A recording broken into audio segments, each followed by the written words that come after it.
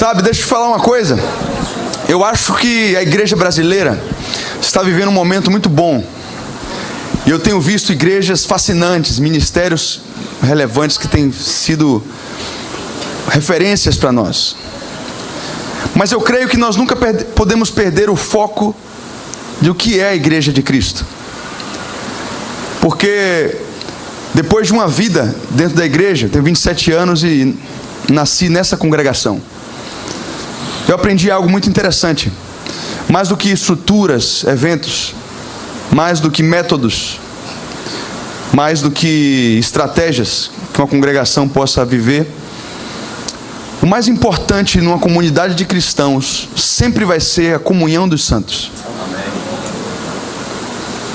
A gente nunca pode perder isso de vista, porque o que nós estamos construindo aqui é muito mais do que um ministério, é uma família. Nosso sonho é uma família que tem tudo em comum. E eu creio que nós ainda vamos viver para ver isso na prática. E o Senhor vai nos levar a uma unidade tão grande que os problemas do meu irmão de fato serão meus problemas. Eu creio que isso está acontecendo aqui. Eu creio que nós vivemos um pouco disso nesse final de semana. Eu creio que o Senhor está nos levando a essa realidade. E quanto mais a volta de Cristo se aproximar, eu ouso dizer que o Espírito Santo está me usando para dizer isso. A igreja vai ser levada a um nível de comunhão muito mais profundo, onde a estrutura nunca vai ser mais importante do que a comunhão e a unidade do corpo. E isso vai ser cada vez mais necessário, inclusive para que nós sobrevivamos. Não sei por que estou te dizendo isso, mas eu creio que isso é verdade. E você vai experimentar isso na prática. Amém? Queria que levantasse a mão de novo quem veio do encontro com Deus. Faça barulho para Jesus se você trabalhou. Se você foi encontrista, encontreiro, dê um aplauso ao Senhor Jesus por tudo que vivemos. Amém? Hoje eu queria falar uma palavra que diz respeito não só a quem foi para o encontro, mas a você que tem vivido com Cristo, você que não conhece o Senhor, independente inclusive se você já conhece Jesus ou se você tem uma religião. Mas eu creio que essa ministração é mais específica, particularmente aqueles que estão vindo do encontro. Nós resolvemos fazer tudo junto, porque eu creio que até mesmo você que não foi para o encontro vai receber uma porção disso que o Senhor tem nos dado e vai ser abençoado nessa noite. E eu quero analisar um texto que você conhece, provavelmente já assistiu as novelas da Universal, e eu queria ver com uma nova perspectiva a fuga do povo de Deus do Egito e a perseguição de Faraó. Então abre Êxodo 14.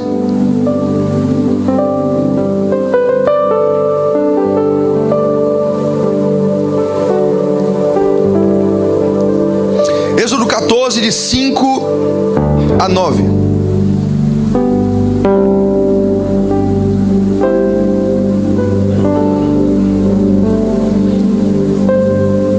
Se você já achou, diga: o encontro é tremendo. Olha só, rapaz, um aplicativo é mais fácil hoje. Quando, pois, foi anunciado ao rei do Egito que o povo havia fugido, mudou-se o coração de Faraó e dos seus servos contra o povo, e disseram: que é isso que fizemos, permitindo que Israel saísse e deixasse de nos servir?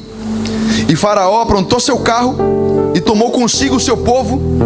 Também tomou 600 carros escolhidos e todos os carros do Egito e capitães sobre eles, porque o Senhor endureceu o coração de Faraó, rei do Egito, e este perseguiu os filhos de Israel, pois os filhos de Israel saíam afoitamente. E os egípcios, com todos os cavalos e carros de Faraó e seus cavaleiros e seu exército, os perseguiram e os alcançaram acampando junto ao mar, perto de Pi-Hairote, diante de Baal-Zefon. Senhor, nós cremos que com a velha aliança nós podemos aprender realidades que nós estamos vivendo espiritualmente hoje na graça. Por isso, meditando nesse texto, eu peço que o Senhor descortine a realidade espiritual sobre os nossos olhos. Nós agradecemos pela presença do Teu Santo Espírito, agradecemos e reconhecemos a presença dos Seus anjos aqui que estão ministrando em favor dos santos, daqueles que anunciam a salvação. Nós te agradecemos por tudo que o Senhor vai fazer nessa noite e estamos com o coração aberto para aquilo que o Senhor quer ministrar a nós e particularmente aos encontristas que estão retornando desse encontro com Deus. Muito obrigado, Jesus, por essa família e pelo que o Senhor quer fazer hoje nessa noite aqui, em nome de Jesus, Amém. O nome dessa palestra, se você quiser anotar, é Discernindo o Contra-Ataque do Inimigo. E eu não sou muito adepto de uma perspectiva de focar muito no que Satanás está fazendo. Eu gosto de focar no que o meu Pai está fazendo. Eu aprendi isso na caminhada e tenho tentado praticar isso. Que Satanás não tem poder nenhum. Jesus Cristo tem toda a autoridade nos céus e na terra. Satanás é um derrotado. Porém, nós não podemos ignorar as suas maquinações e não podemos ficar negligentes à realidade de que existem adversários. Adversários. E mais do que isso, existe uma realidade beligerante no mundo espiritual que nós vivemos. Independente se você acredite nisso ou não, você está em guerra. E no momento em que você decide ser um filho de Deus e viver como tal, necessariamente você sofre resistência. Eu queria usar esse texto para aprender um pouco mais acerca dessa realidade, não para exaltar o que Satanás está fazendo, mas para pormos em prática o que a palavra de Deus fala em 1 Pedro 5,8: sede sóbrios e vigiai. O diabo, vosso adversário, anda em derredor, bramindo como um leão, buscando a quem possa tragar. Portanto, resistir firmes na fé. E a Bíblia diz que nós não podemos então ser negligentes, mas estarmos vigilantes ao que Satanás está fazendo e resistir a ele firmes na fé. Agora, como você vai resistir a algo que você não vê, não enxerga?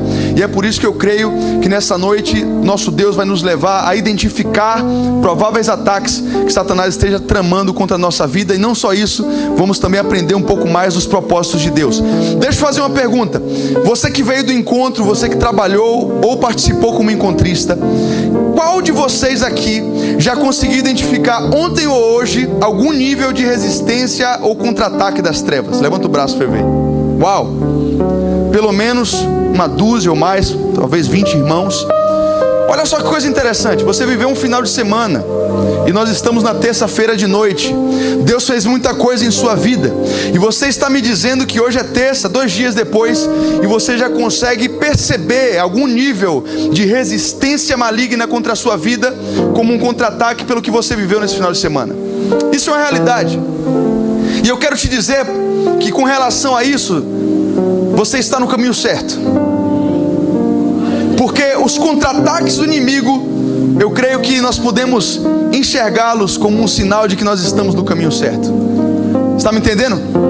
Eu diria que não existe a possibilidade de você iniciar um propósito importante no mundo espiritual sem sofrer resistência. E a Bíblia está repleta de exemplos como esse. Vamos para o Velho Testamento. Sei lá, José, ele teve aquele sonho. E ele contou aquele sonho que ele teve. Deus mostrou para ele de alguma forma o futuro. E ele contou o sonho para os seus irmãos, para a sua família. Ele contou que ele teve um sonho onde ele estava em destaque, ele estava numa posição relevante, de referência, e ele estava sendo observado e reverenciado por outras pessoas. Eu creio que isso despertou uma resistência espiritual. E em seguida o que é que acontece? Ele é vendido pelos seus irmãos, ele é traído pela sua família, ele é escravizado numa terra distante. Está entendendo? Pô, sei lá, Moisés, saímos do Egito, glória a Deus, temos uma promessa de terra prometida, tudo 1000 maravilhas, um mar de rosas, sim ou não? Só que não.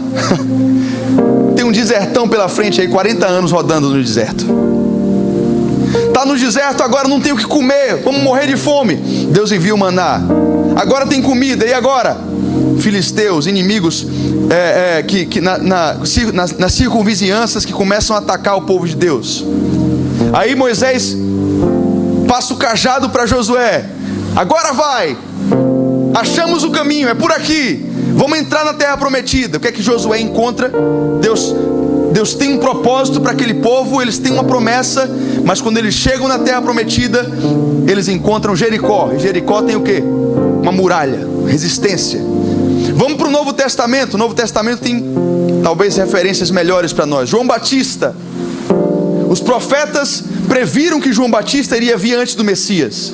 Voz do que clama no deserto. Satanás sabia disso.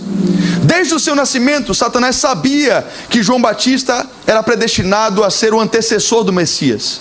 E aí você começa a ler sobre o ministério de João Batista, a forma como ele pregava, e você vê nitidamente que existe uma resistência espiritual por parte dos fariseus com relação ao que estava saindo da boca de João Batista.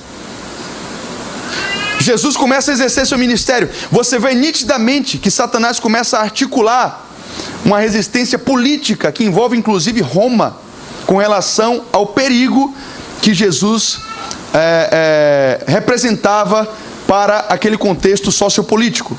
Apóstolo Paulo, enquanto ele estava fazendo a vontade de Satanás, ele tinha todo o apoio dos fariseus e das autoridades jurídicas e governamentais. No momento em que ele encontra com Jesus, ele é batizado e ele toma uma decisão: eu vou viver a minha vida para Cristo. Todos aqueles que o apoiavam viram seus oponentes. Percebe que sempre que alguém se levanta para viver o seu chamado, para viver o propósito para o qual nasceu, existe uma resistência. Sempre que alguém tem um encontro com Jesus e começa a viver em Cristo, existe uma guerra que é travada. Mas eu vim aqui nessa noite para te dar uma boa notícia: em Cristo você é mais que vencedor em todas essas coisas. Vou repetir: em Cristo Jesus nós somos mais do que vencedores em todas essas coisas. Você pode dar um aplauso ao Senhor Jesus por isso? Você está no time que vence. Você está no time que vence. E é tão interessante porque, apesar de existir uma resistência, nós estamos num time muito superior. Quem torce pro Bahia aqui? Quem torce pro Vitória aqui? Agora você imagina uma seleção formada pelos melhores jogadores do Bahia e do Vitória entrando em campo contra o Barcelona. Pode escolher os melhores atacantes aí do Vitória, o melhor goleiro, Kaique, aquele Kaique lá. Bota contra o Barcelona para você ver o que vai acontecer. Vai ter resistência, com certeza. O jogador do Bahia vai na canela de Messi. O zagueiro do Vitória vai da voadora no Suárez. Resistência vai ter, meu irmão, mas é goleada certa. Você está no Barcelona espiritual, você não perde. Você é mais que vencedor em Cristo Jesus. A UEFA Champions League é sua. Pelos méritos de Cristo, nosso capitão. Amém? Dá um glória a Deus bem forte. Aleluia. O meu objetivo aqui é tentar equipar você e preparar você para esse contra-ataque de alguma forma. E eu vou te falar algumas maneiras ou alguns aspectos que Satanás vai usar para impor essa resistência, somente para que você fique ligado, de olhos abertos, e coloque em prática o vigiai e o resistir. Primeiro aspecto que eu tenho certeza que Satanás vai tentar mexer com a sua vida é a questão da dúvida. Dúvida. Anote essa palavra. É impossível fé e dúvida viverem juntos. Se você vive pela fé, você não vive pela dúvida. Onde há dúvida, não há fé. É por isso que a palavra de Deus diz que qualquer coisa que você faz com dúvida, você está pecando. Porque você não está fazendo consciente de que você está fazendo isso para agradar a Deus. A dúvida é completamente incongruente com a vida cristã. Se existe vida cristã integral, se você está aperfeiçoado no amor, não há dúvida. Porque a dúvida gera medo, a dúvida gera incerteza, a dúvida nunca vai gerar amor, a dúvida nunca vai gerar esperança, a dúvida nunca vai gerar certeza de fé, a dúvida nunca vai gerar constância, pelo contrário, inconstância. Satanás vai tentar colocar em xeque aquilo que você viveu nesse final de semana.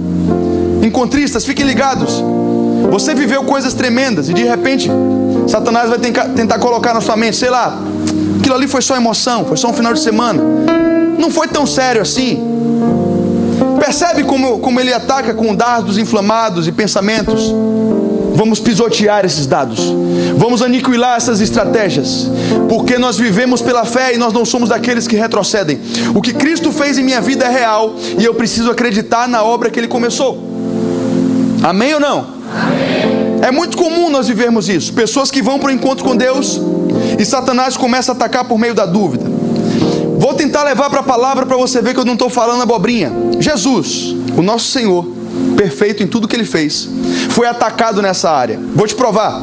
Lembra quando Jesus ia começar o seu ministério aos 30 anos de idade? Qual foi a primeira coisa que ele fez antes de começar a sua pregação? Quem lembra?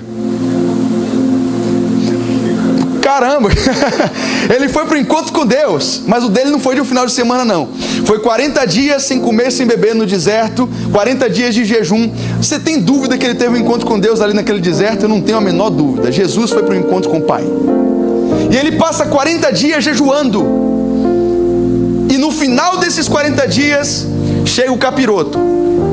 O capiroto não tem poder nenhum, mas pensa num bicho que gosta de... é um conversador. Ele não tem autoridade, mas ele imita uma autoridade para criar uma resistência. Percebe?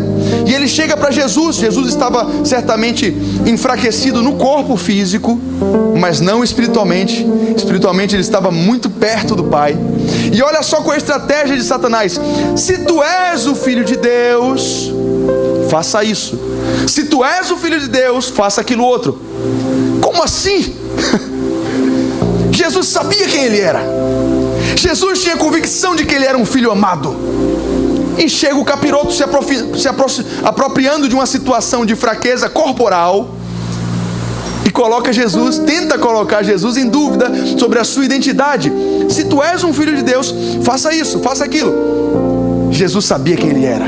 Jesus tinha convicção do encontro que ele teve, e ele não deu para trás. Ele resistiu, e Satanás, como sempre, foge, porque quando ele encontra a resistência de filho, de príncipes que existem para reinar em vida, ele não resiste, porque o que está na sua vida é mais forte que ele. Amém?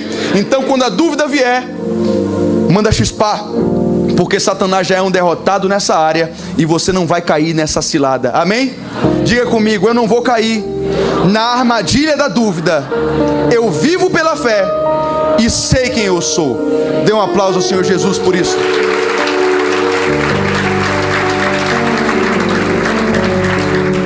E essas palmas não foram para beber água. Emoções é outra área importante, porque se ele vai tentar te atacar pelas dúvidas, ele também vai tentar atacar a sua vida através das emoções. Perceba que, independente se você foi para o encontro com Deus ou não, eu creio que se você conhece Jesus em algum nível, você entrou num processo.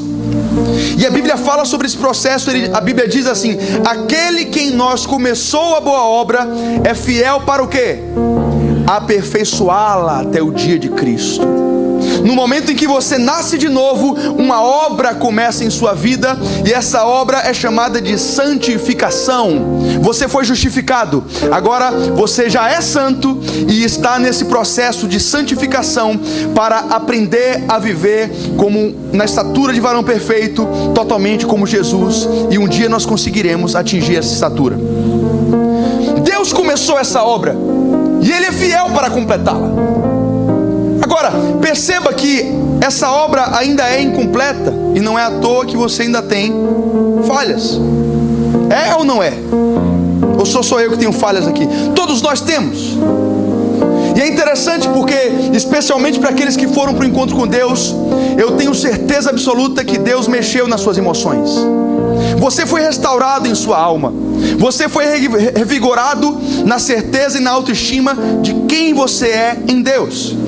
Satanás vai tentar tirar isso de você, atacando antigas feridas, antigos pontos fracos.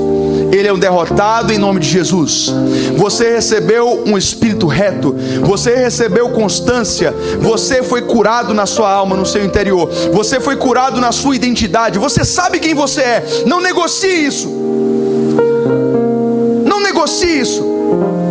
Não faça como Esaú, que vendeu o seu direito de primogenitura. Esaú, perceba, ele não deixou de ser primogênito, mas ele vendeu um direito. Saiba quem você é e não negocie isso com o inimigo, em troca de uma bandeja, em troca de um alimento perecível. O que você é muito mais valioso do que o que você tem. Eles podem tirar tudo de nós. Satanás pode até conseguir tocar naquilo que nós temos nessa vida terrena, mas ele não pode tirar a sua identidade e a sua filiação. Você é filho de Deus. Você pode enfrentar a nudez, a espada, a guerra, o terror, a pobreza, a miséria e até a morte. Quem nos separará do amor de Deus que está em Cristo? Absolutamente nada. Nós sabemos quem nós somos e o inimigo não pode mudar. Aleluia! Terceira área.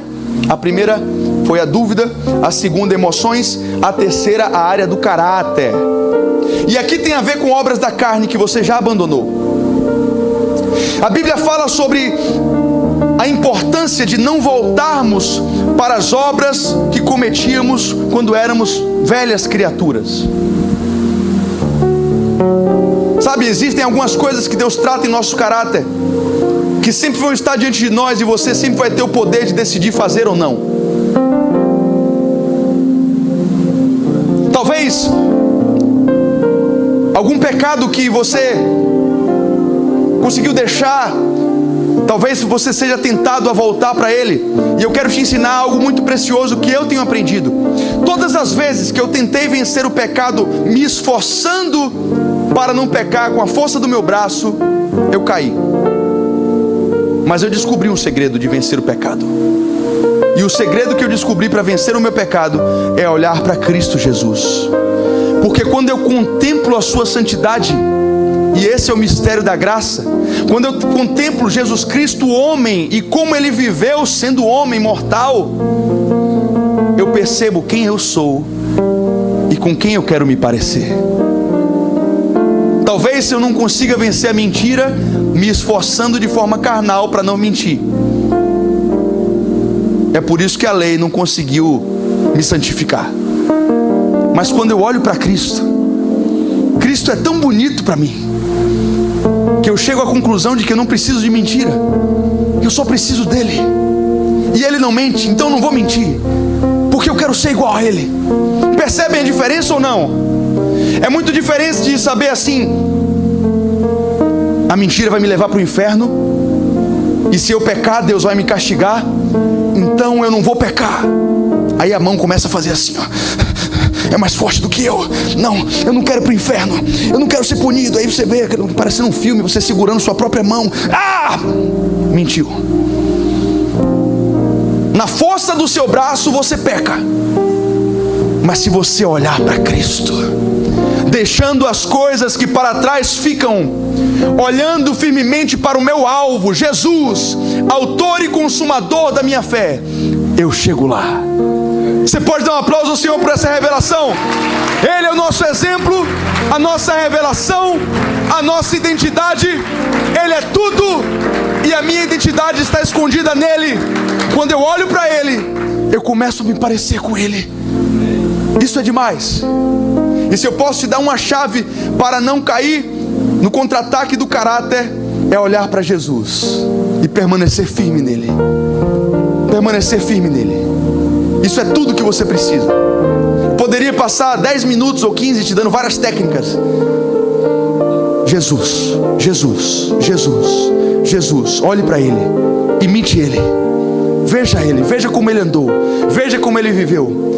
Porque a graça não é uma autorização para pecar. A graça me habilita a ser como Cristo. E é isso que eu vou ser, e é isso que eu já sou. Amém? Último aspecto com o qual ele vai me contra-atacar, sem dúvida, é na área dos relacionamentos. Isso é muito importante, porque a nova criatura, ela é curada em seus relacionamentos. Eu tenho certeza que você até aqui teve relacionamentos que não foram tão saudáveis na sua vida. E eu creio que talvez alguns deles tenham que ser cortados. Não no sentido de perder a conexão e a influência, porque eu creio que Deus não quer nos tirar do mundo, mas nos colocar numa posição de influência para que possamos levar pessoas para Cristo. Amém? Mas existem certos níveis de relacionamento que não são saudáveis para você. Por exemplo, a Bíblia fala de alguns deles. É impossível um cristão ter comunhão com o mundo se você está comungando ou tendo coisas em comum com relacionamentos que te levam a práticas mundanas ou seja, que tem a ver com a conformidade com o padrão deste século, eu creio que você tem que estabelecer exatamente qual é a sua posição nesse relacionamento. Porque se você está se relacionando com alguém que te leva para baixo e você não consegue trazer ele para cima, eu te diria para dar um tempo nessa relação, até que você consiga trocar de influência e você passe a ser o influenciador e não o influenciado. Estou sendo claro? E aí você pega para você o que você achar sábio e coloca em prática e retém o que é bom. Mas eu creio que alguns relacionamentos, e eu falo isso por conhecimento empírico, você não pode dar uma de super-homem e dizer que nada, sou nova criatura, vou influenciar ele.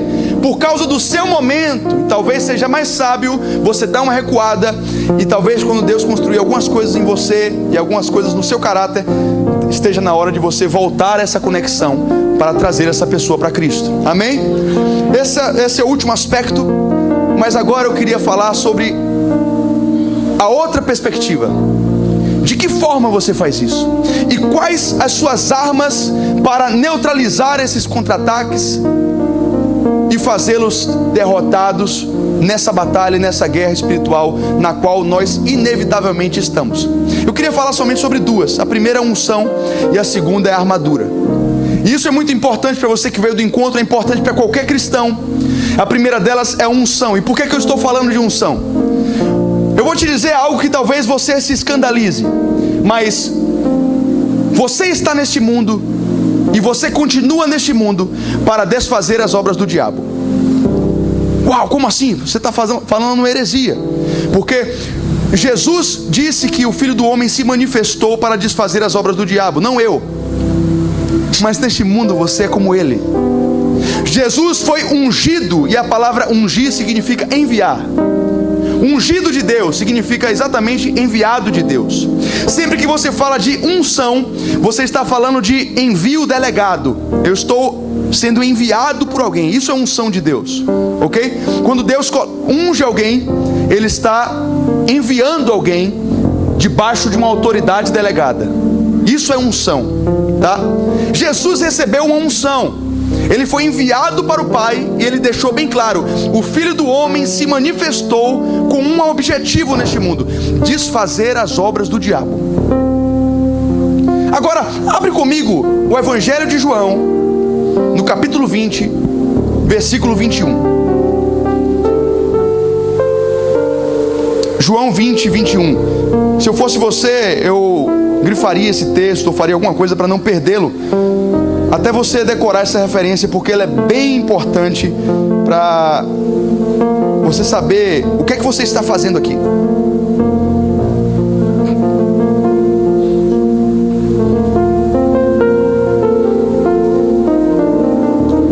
Antes de ler esse texto, João 20, 21, é interessante eu citar um texto que está lá em Atos 10, 38, que fala assim: como Deus ungiu, ou seja, enviou a Jesus de Nazaré, com o quê? Com o Espírito Santo e com poder. Ou seja, Jesus foi ungido de que maneira? Com o Espírito Santo e com poder, o qual andou por toda parte, fazendo bem e curando a todos os oprimidos do diabo, porque Deus era com ele. Então, Atos 10, 38 revela como Deus ungiu Jesus e para que essa unção servia e como ele colocou ela em prática.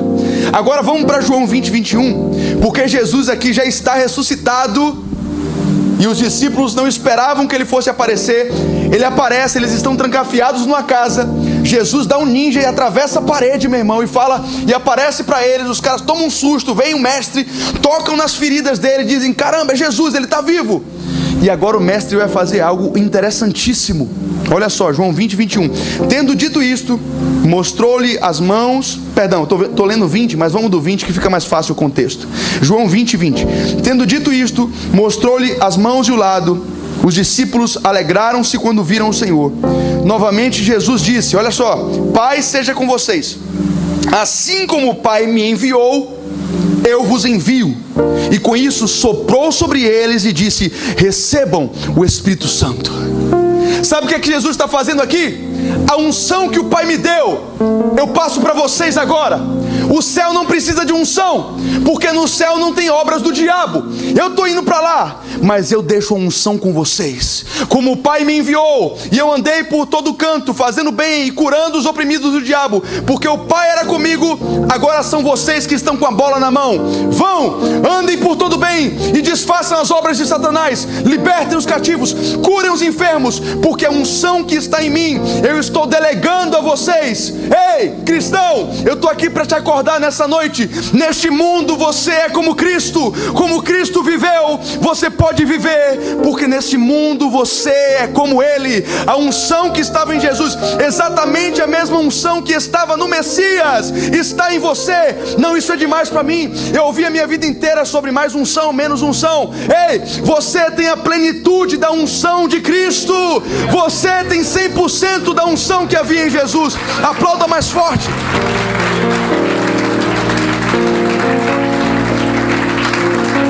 Isso é grande demais para nós.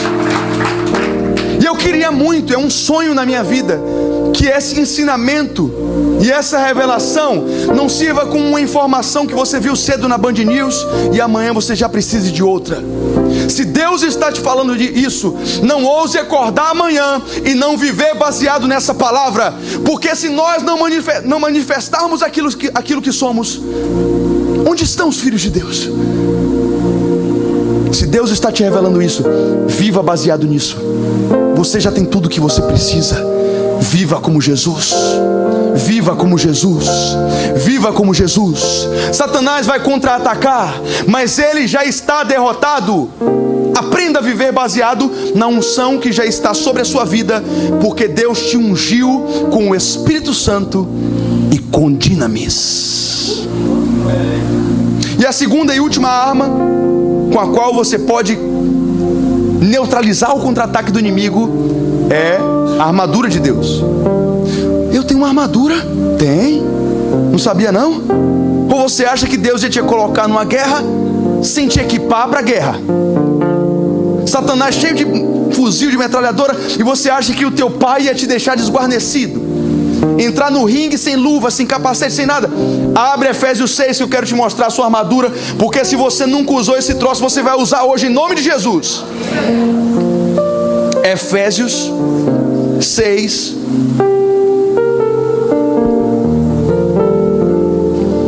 Deixa eu achar qual é o versículo. Vamos no 10. Efésios 6, 10. Finalmente, fortaleçam-se no Senhor e no seu poder. Vistam toda, diga toda. Diga mais forte, por favor, toda a armadura de Deus. Para quê? Com que objetivo? Para poderem ficar firmes contra as ciladas do diabo, ou contra os contra-ataques, ou contra aquilo que ele vai tramar para te emboscar. Se isso não fosse importante para você saber, a Bíblia não teria escrito. Se a Bíblia está dizendo isso, é porque eu tenho que saber que Satanás vai armar ciladas, mas que ele já é um derrotado se eu estiver cumprindo aquilo que Deus me designou a fazer. Amém? Pois a nossa luta não é contra pessoas, mas contra poderes e autoridades, contra os dominadores deste mundo das trevas, contra as forças espirituais do mal nas regiões celestiais. Por isso, vistam toda a armadura de Deus, para que possam resistir, diga resistir, no dia mau, e permanecer inabaláveis depois de terem feito tudo. Assim, mantenham-se firmes, cingindo-se com o cinto da verdade, vestindo a couraça da justiça, tendo os pés calçados com a prontidão ou a preparação do evangelho da paz. Além disso, usem o escudo da fé, com o qual vocês poderão apagar as setas inflamadas do maligno. Usem o capacete da o quê? Salvação. E a espada do quê? Do Espírito, que é a palavra de Deus. E orem no Espírito em todas as ocasiões, em todas. Ah, mas eu nunca nem orei no Espírito. Pois é, mas a Bíblia está te orientando a orar em todas as ocasiões, com toda oração e súplica, em outras palavras é pedidos. Tendo isso em mente, estejam atentos e perseverem na oração. Por quem? Você vai orar por Satanás? Não adianta orar por Satanás, ele não vai ser salvo. Oração por todos os santos. Agora vamos lá, eu tenho pouco tempo, mas eu queria falar um pouco sobre essa armadura, porque a primeira coisa que ele fala, e é lógico que Paulo está ele está sendo inspirado pelo Espírito Santo de forma perfeita para escrever as Sagradas Escrituras, e ele está usando uma metáfora. Paulo escreveu isso, ele estava preso em Roma. É bom contextualizar isso aqui, porque muitos imaginam que ele estava preso, e é lógico que ele estava sendo guarnecido por soldados romanos. E é interessante porque a metáfora que ele usa é muito parecida com o equipamento básico de um soldado romano. Então, pelo que parece, eu gosto de imaginar Paulo sentado numa escrivaninha dentro da cela, olhando para um soldado, e o Espírito Santo usando uma situação de prisão para revelar os segredos do Espírito. E a primeira coisa que ele fala é: cinjam-se com os lombos, cinjam os lombos com a verdade. E isso é interessante, porque eu sei que você já deve ter assistido algum filme de Kung Fu, aqueles gritinhos. E você já viu que os caras, os orientais, eles costumavam e costumam utilizar faixas de pano ou de couro na barriga, e os soldados romanos também utilizavam por baixo da armadura aquelas tiras de couro, não sei se para parecer mais fitness e esconder as gordurinhas, mas deve ter algum sentido aquilo. Mas eles rodeavam o corpo com uma faixa, e a Bíblia está dizendo: cinjam os lombos com a verdade. Meu irmão, Deus é um Deus de verdade, Satanás é o pai da mentira. Escolha como viver, porque a nova criação, ela não vive em mentira, ela vive em verdade. E isso fala muito para mim sobre a minha língua. Aprenda a viver como essa nova criatura. Não use sua língua para mentir. Leia depois a epístola de Tiago. A epístola de Tiago fala coisas impressionantes sobre o poder da língua, como a língua pode destruir ou gerar vida. Para que você tem usado sua língua? O que está na sua língua? Verdade ou mentira? Essa é a primeira coisa, porque o novo homem preparado para a batalha, ele está cingido em seus lombos com a verdade. Escolha a verdade. Segundo lugar, vestido com a couraça da justiça. Opa, justiça. Isso é interessante. E eu tenho uma revelação bem interessante aqui para falar sobre justiça. A couraça, ela nada mais é do que a armadura. Hoje ela seria comparada com um colete à prova de balas. E Paulo está dizendo: usem o colete à prova de balas, usem a armadura da justiça. E aqui tem uma coisa interessante, porque na velha aliança, na lei de Moisés, quem era justo? Justo é aquele que cumpre a lei. É por isso que em determinado momento da criação, Deus olha e procura um justo, e a Bíblia vai dizer que ele não achou nenhum justo sequer. Sabe por quê? Porque ninguém conseguia cumprir a bendita lei. Alguns mais do que menos. Alguns foram mais bem sucedidos, mas ninguém chegou a 100%. Sabe por quê? Porque era impossível cumprir a lei, porque ela estava enfraquecida pela carne. Os homens não conseguiam cumprir. E como é que Paulo está dizendo agora para você usar uma bendita armadura da justiça? Como é possível ser justo? Agora entra a graça de Deus. Porque se eu estou em Cristo, eu sou feito justo pela fé, eu sou justificado pela fé no Filho de Deus. Ele foi justo, obediente até a morte. Ele cumpriu a lei. Ele fez tudo o que eu não conseguia fazer na lei, para que nele eu fosse justificado. E apesar de eu ter minhas falhas e as minhas limitações, se eu estou em Cristo pelos méritos dele, Deus olha para mim e enxerga alguém justo. Então, usem a armadura do caráter de Cristo. Usem a armadura da justiça de Cristo. Porque se você está em Cristo, você verdadeiramente está cumprindo a lei de Deus. Calçado os pés com a preparação do Evangelho. E é engraçado que para falar de pregação do Evangelho, ele usa pé. Sabe por quê? Porque você não pode pregar se você estiver parado. Eu vou pregar hoje. Pregar para quem, cara? Você tem que ir pregar. Ele disse: ide. Não fica.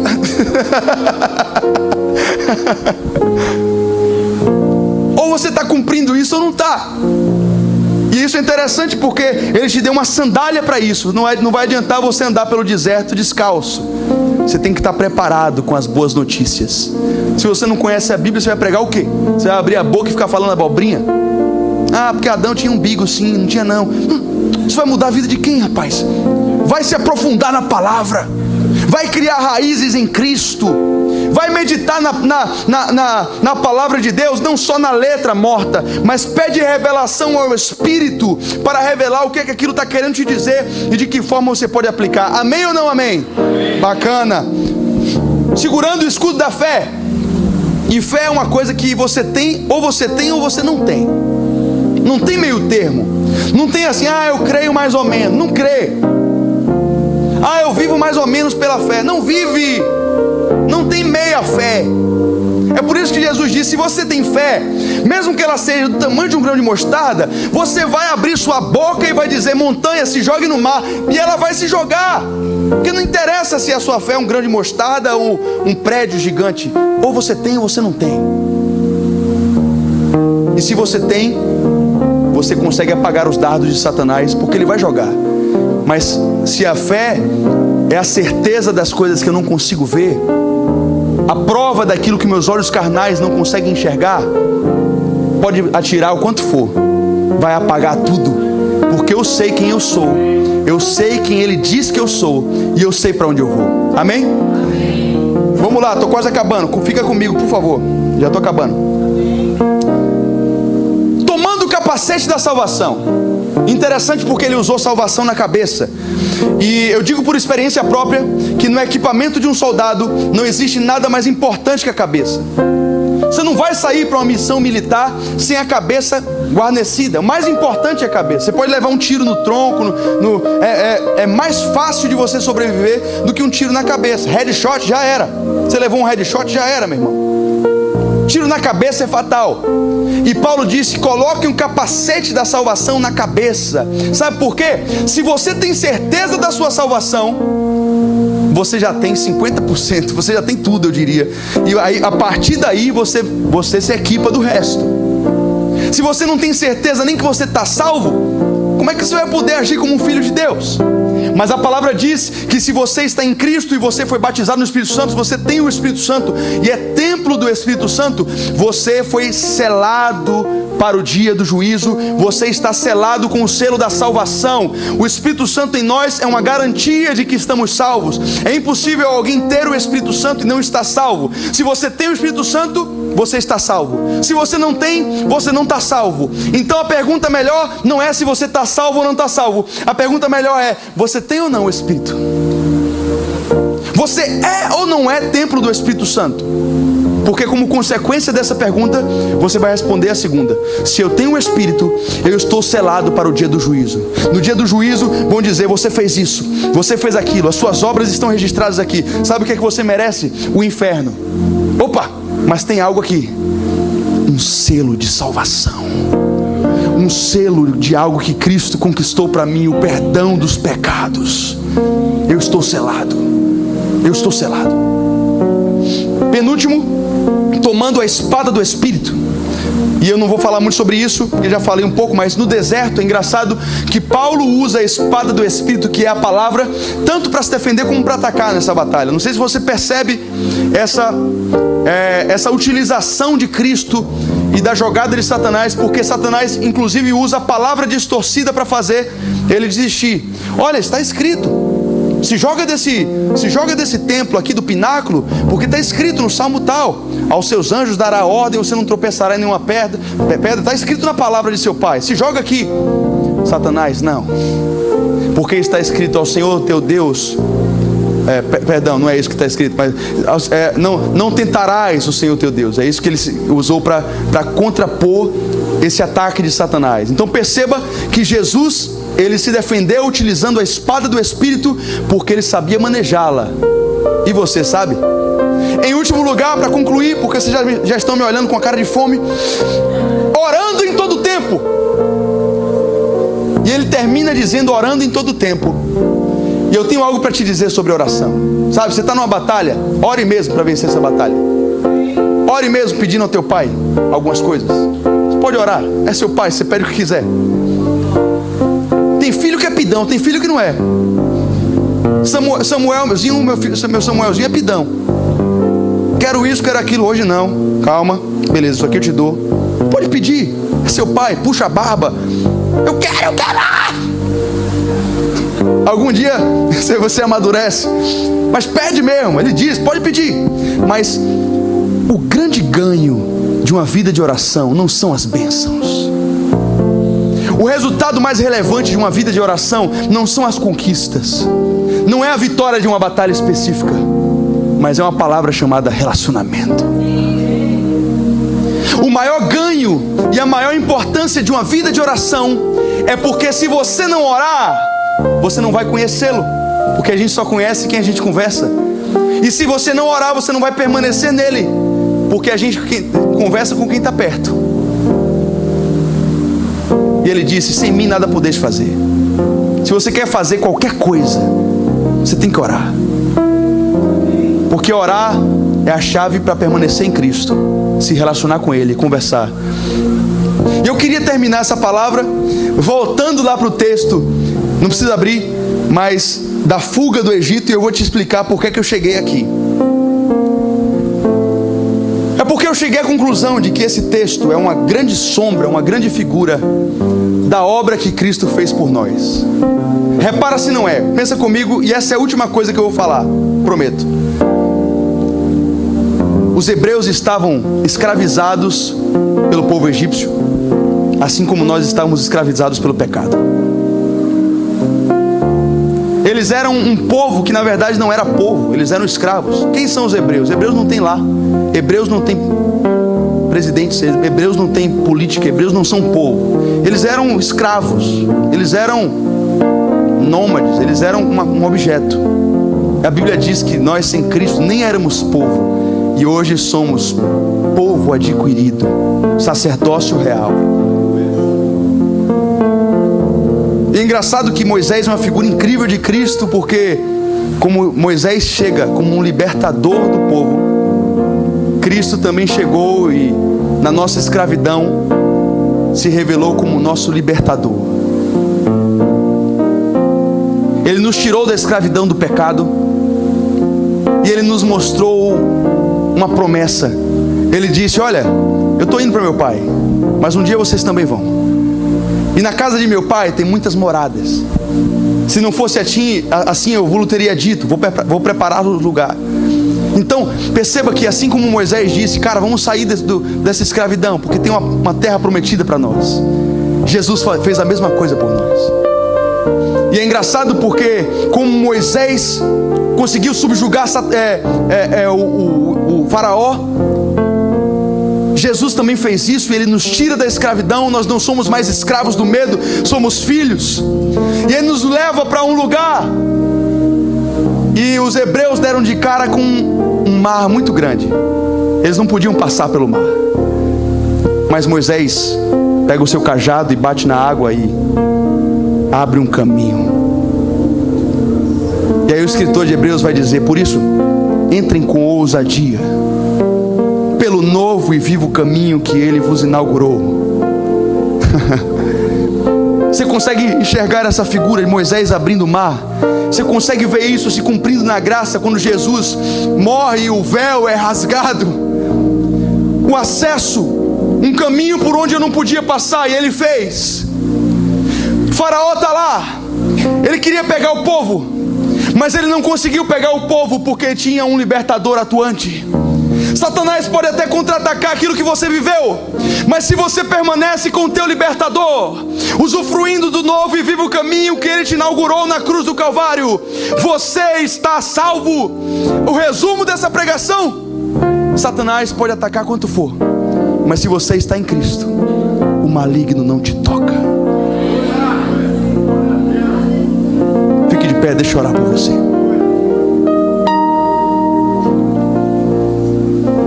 Senhor, eu quero te agradecer pelo final de semana que nós vivemos. Eu quero te agradecer por aqueles que estão aqui e foram para o encontro. Eu quero te agradecer pelos nossos convidados, por aqueles que não foram. Mas eu tenho certeza que todos nós temos experimentado da tua bondade, do teu amor. E eu te agradeço porque o Senhor nos trouxe aqui, Senhor, para experimentar um pouco mais sobre isso. Eu quero orar pelos meus irmãos, porque eu sei que muitos deles têm sido atacados. E a minha oração nessa noite é para que o Senhor nos dê joelhos firmes e resistentes para conseguir orar em todo o tempo. Que o Senhor nos dê decisão e convicção para usarmos a armadura que está à nossa disposição. Que o Senhor nos dê fé para viver baseados na unção que está sobre nós, pelo poder e pelo Espírito Santo de Deus. Eu oro para que os meus irmãos sejam batizados com fogo nessa noite. Eu oro para que os meus irmãos sejam curados, sejam libertos. Eu oro para que os meus irmãos sejam renovados em sua força, e que eles aprendam através dessa mensagem que foi pregada, que não importam os ataques de Satanás, a nossa vida está escondida em Cristo. Escondida em Cristo, nós estamos seguros em Cristo, e é lá que queremos permanecer. Eu te agradeço por essa noite. Eu te agradeço pela tua presença aqui.